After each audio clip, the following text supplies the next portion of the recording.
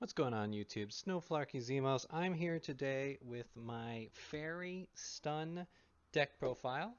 This is kind of a variant version of a Barrier Statue Inspector Border style stun deck that makes use of this fairy monster Aurora Paragon, which says that neither player can special summon monsters. But also has this negative effect that has kind of kept it from playing that says when another monster is normal summon to either player's side of the field, destroy this card. So that definitely has historically made it less flexible than Fossil Dyna or a Barrier Statue. But unlike the barrier statues, that special summon negation is not doesn't have any gaps in it with any attributes, and we can definitely play cards to play around this card destroying itself. And the fact that it has 1500 attack means it's more possible than Fossil Dyna, and that was enough to have me find some synergies and warrant playing this just to have a different flavor of playing this deck. But anyway, let's get into the card by card. First up, for our monsters, I am playing 3 copies of the Aurora Paragon. So Aurora Paragon is a fairy monster. It's got 1500 attack and 4 stars. Of course, we talked about its effect in the intro. Neither player can special summon monsters. The only drawback, of course, is that when another monster is normal summoned to either player's side of the field, we destroy this card. If your opponent has already normal summoned and you get this card out, which is something you can do, you pretty much stop them from being able to do the rest of their plays. And of course, we have synergies in this deck that allow us to kind of negate that effect that destroys itself, ways to protect it, and whatnot. And for that reason, plan 3 of this card, and we get to show it off. Next up, I am playing 2 copies of Condemned Witch. Now, Condemned Witch is pretty sweet. When this card is normal summoned, you can add a Forbidden Quick Play spell card from the deck to your hand, so that's pretty cool. And then, of course, during either player's main phase, quick effect, you contribute this card to special summon a level 4 fairy monster from your deck. That, of course, is our Aurora Paragon. So what's you do got to note that because of the way Yu-Gi-Oh rules work, once it enters main phase, your opponent does have to make some kind of action before you can use Condemned Witch's effect. But you can also time that really well so that if your opponent normal summons a monster, you can then use Condemned Witch to tribute it off, summon Aurora Paragon, and since they've already normal summoned that turn, Aurora Paragon won't destroy itself by its own effect, and the rest of their play will be interrupted. So that is pretty cool. I'd consider playing 3 copies of this, but once we see this card, once we've used this card once, it's kind of dead, and I figured I would just play some safety monsters to back it up. So, for the last of my monsters, I am of course playing 3 Fossil Dyna. This one is just Aurora Paragon with 300 less attack. It's a rock type monster, and it doesn't have the effect that destroys itself. So, pretty much objectively better than Aurora Paragon, but the extra attack can be nice. And since we have ways to protect Aurora Paragon, and it has the ability to be tagged in with Condemned Witch, it's pretty cool. Figured I might as well play both of them, try to guarantee that we can get that special summon lock on our opponent. And that is the monster count.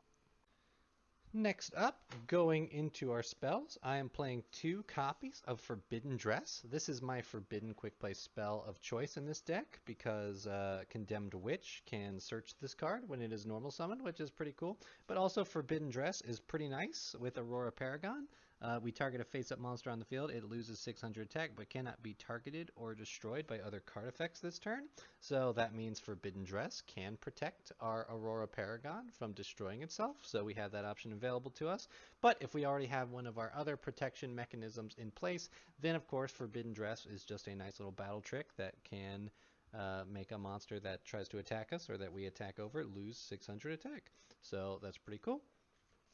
Figure I might as well. Next up, I'm playing 3 copies of Pot of Extravagance. In this deck, we can't really go into our extra deck because we're basically axing special summoning from the game. So we're turning our extra deck into card advantage instead. Banishing 6 of those cards face down to draw 2 is pretty nice, and we don't care about the drawback of us not being able to use other draw cards. Not a big deal. Next up, I'm playing 3 copies of Pot of Duality. The only time we'll be special summoning in this deck is with Condemned Witch's effect, which takes place normally during our opponent's turn. So instead, we'll use Pot of Duality, look at the top 3 cards of our deck, add a card that we need. This is good because we definitely need cards to protect our Aurora Paragon once it's summoned and stuff like that. Or if we don't have a stun monster yet, then we of course need to get one. So Pot of Duality just helps us stack our hand, get what we need. And of course, last, I'm playing a copy of Card of Demise. Very stun-heavy, trap card-based deck. Card of Demise just gets us a ton of cards. We draw until we have 3.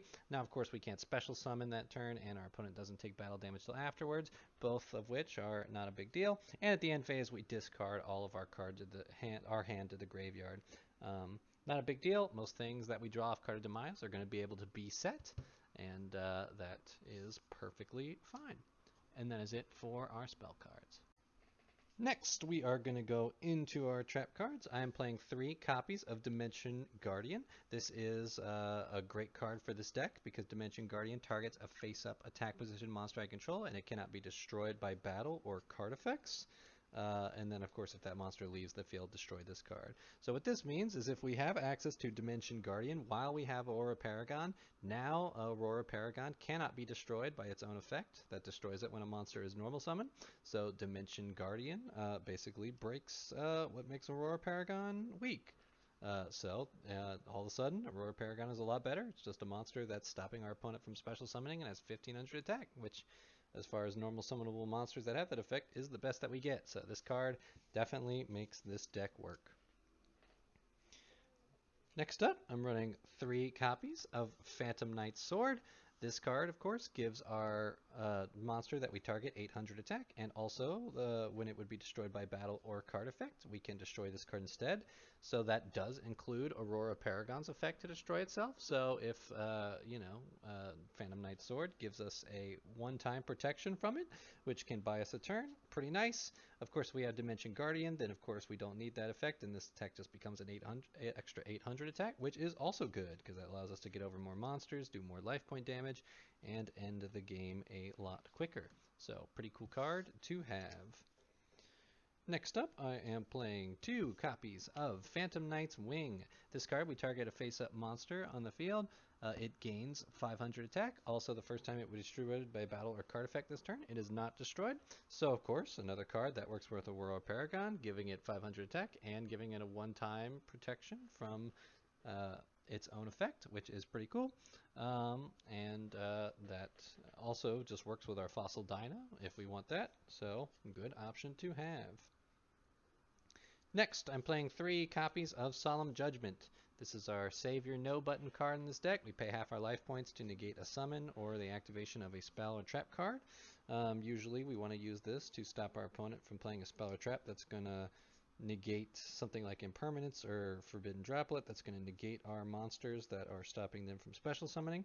But also in this deck, if you don't have any other ways to protect Aurora Paragon, you can of course play Solemn Judgment to negate their one normal summon, and that will keep your Aurora Paragon safe. So do keep that in mind. Very good card. Has a lot of uses. Next up, I'm playing 3 copies of Dark Bribe. In this kind of deck, our opponent has limited options to out our monster once it's set up. Especially if they can't special summon. So we like having Dark Bribe to take care of any spell or traps that may be that out. You know, something like Forbidden Droplet, Infinite Impermanence, Harpy's Feather Duster. We just negate it, and our opponent draws 1 card. Now, of course, that is historically seen as a negative, and can be. But very oftentimes, if you're playing Dark Bribe properly, you're negating something that was going to single-handedly lose you the game, and in exchange, you're giving your opponent 1 card that is probably less impactful than what you negated. So I would say maybe about 10% of the time the card they draw is just as bad and makes this card do nothing. But the other, like 80 to 90%, always seems to be working out for me. Next up, I'm playing 1 copy of By Order of the Emperor. This is just a neat little card. I've considered playing 2, but it's a little limited, so I'm just playing 1 at it. Now, this card has a great interaction with Aurora Paragon because Order of the Emperor just says, when a monster effect is activated that activates when a monster is normal summoned, you can negate the activation, and if you do, draw one card. Now that does work with Aurora Paragon's effect, because it's an effect that's activated when a monster is normal summoned, so it will trigger, and then you can negate it with Order of the Emperor. That will keep your Aurora Paragon alive and draw you a card, which is pretty cool. That seems really good, but in this deck it only works with Aurora Paragon, which is the reason we're playing one copy. And another reason you got to be careful is that if your opponent's monster has an effect that activates when normal summoned, this effect will mandatory chain link 1, and that effect will mandatory chain link 2. So you cannot then chain Order to the Emperor to Aurora Paragon, only your opponent's monster. So do keep that in mind. But of course, even then, you know, sometimes when an opponent's monster has a normal summoned effect, it's probably better to just negate it and just give them one random card instead of like a search or something like that. So pretty cool, flexible card. I wish there was more.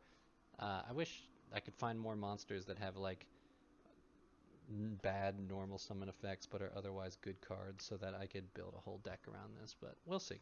We'll see. Next up, I am playing 3 copies of Solemn Warning. Solemn Warning is just paying 2,000 life points to negate a summon, and of course, that can be very important. If we don't have any protections for Aurora Paragon present, then we can Solemn Warning their one normal summon, and that will protect our Aurora Paragon, which is pretty cool. And of course, that'll just keep their board open so that we can, you know, punch their life points directly.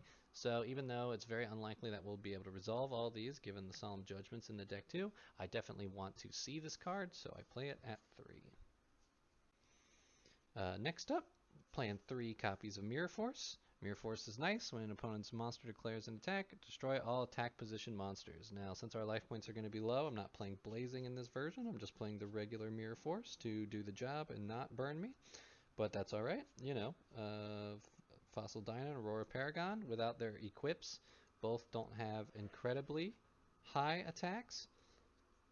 So this allows us to, you know, fix that. And that is it for the trap cards. Last cards to talk about in the main deck, I forgot to show them off during the spell section, is that I am playing 3 copies of Mage Power. Mage Power, of course, is an equipped spell that just says the equipped monster gains 500 attack and defense for each spell and trap card you control. We're going to control a lot of spell and trap cards in this deck. So Mage Power gives our monsters lots of high attack. You know, with a set 5, it makes Aurora Paragon a 4,000 attack monster, which is pretty cool. That means if our opponent's life is open, it'll take 2 hits to wipe them out, which is awesome, and we need to end games fast. So definitely an important card to have, and you know, very good. So we're playing 3 copies of Mage Power. I like it more than Moon Mirror Shield just because it lets us have more attack for direct attacks, and that ends the game quicker, which is what we need to do before our opponent gets the out. So that is it for the main deck.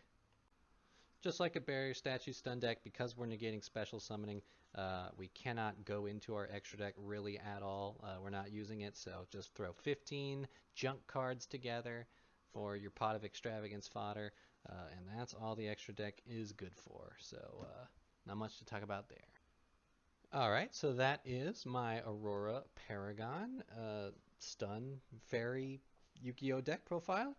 Just another variant of a Barrier Statue build that uses some different cards, gives it some different flavor, and I would argue is a little less consistent and weaker, so you can play a stun style strategy in a more casual setting, give your opponent more of a fighting chance, which is something I like to do. It's pretty cool. I like this card. Aurora Paragon has cool artwork, so I'm glad I found a way to use it. And that's it. Let me know what you think. Glad you came in and tuned in, and I'll catch y'all in the next one.